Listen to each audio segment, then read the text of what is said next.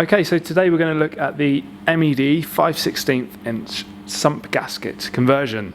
So Steve, what have we got here? Okay, this is the little kit we've come up with.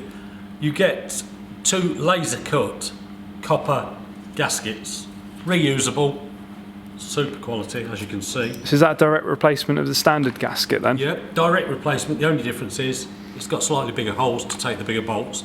That's the bolt kit that comes with it. Set of bolts, 2 studs for under the diff housing where you can't get in with an Allen key, Yep. plus the washers. Okay. Now, the only downside to it, you've got to drill and tap the block to the next size up screw holes. You'll also have to drill the holes out in the gearbox. Why would you do this? Okay, the reason for doing it is twofold. First reason, on a competition engine, you get a lot of crankcase pressure, and with the paper gaskets, it tends to blow the gaskets out. So, copper gaskets, they're a lot more substantial, they won't blow out. Yep. Second reason is, when you've got the engine on the gearbox, you've got the crankshaft here, idler gear, primary gear. All the power from the engine is going from the primary gear onto the idler gear, and what happens is they try and wind out of mesh. As they try and wind out of mesh, they try and lift the engine off the gearbox. By putting these bigger bolts in, it holds the engine better onto the gearbox. More clamping. More clamping pressure with the bigger screws. What's the standard size fixings? Standard size fixings are 1/4 UNF. We're going up to 5/16 UNF. Okay. Is this for all mini engines? You can use it on a standard 850 right up to a full-blown 1460. That's good for reliability. Reliability more than anything, yes. A bit more strength. Mm-hmm. Okay. So, do you want to talk us through the process of actually doing this? Right, we'll go on to the driller now, and I'll show you how I actually drill these. We'll also show you that we actually counterbore the top thread to stop any misalignment and any of the gasket being pulled back up by the top thread being machined out. First thing we're going to do is we're going to drill the top of the hole by 1 mm deep, the next size up to 5/16. The reason we do that is, as you tighten the bolt into a hole, the top thread in the block will literally lift, and if you don't counterbore that hole, it will actually interfere with the gasket and not allow the gasket to seal. Next thing we'll do is we will drill the hole through with the tapping drill. It's 5/16 UNF, so we will drill it 17/64.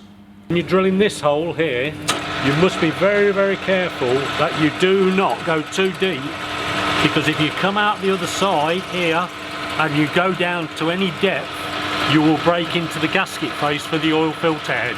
So be very careful on the depth on that one. After that, to be sure that we tap the hole square into the block face, we will tap it with the drilling head. But we won't tap it under power, we will tap it hand feed. That will be the job complete. Drilling the gearbox case in, you can see you won't be able to put it on the machine. It is literally stand it on the floor with an electric drill and drill through. Because you're only taking a minimum amount of material out, it will self-centralise itself. But what I would say is, put the gearbox between your feet, get somebody to stand to the left, you're looking straight forward, so they're making sure that you're not going forward to backwards, you're making sure that you're not going side to side, and you will get them through at the right angle. So you can do that bit at home? Do that at home. But the block itself, you're best to get that done at the machine shop when you're having your boring done and everything else? Boring, yeah, anything like that. You could do it at home if you're a competent engineer, but I wouldn't suggest you're amateur doing it, because tapping holes, it's very easy to break a tap.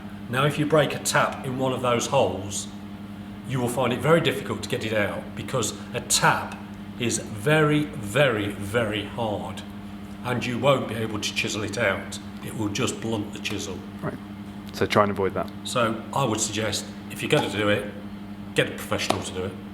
This is the start tap, what we call the second tap, with the taper. This is what we call the plug tap.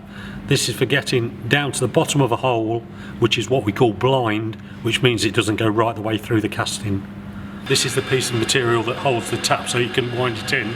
This is one I made back in my apprenticeship 45 years ago. You'll see it's got my initials on, and this was hand cut out of a solid bar. Yeah. We hand filed these pieces, and it was part of an exercise in the apprenticeship shop. And it's still going strong? Still going strong. We've got another one here, but this one's actually fractured now. Somebody's been giving it a little bit more welly than he should have had. Right. But yeah, we've got quite a few bits and pieces like this. Yeah, kind of invaluable tools.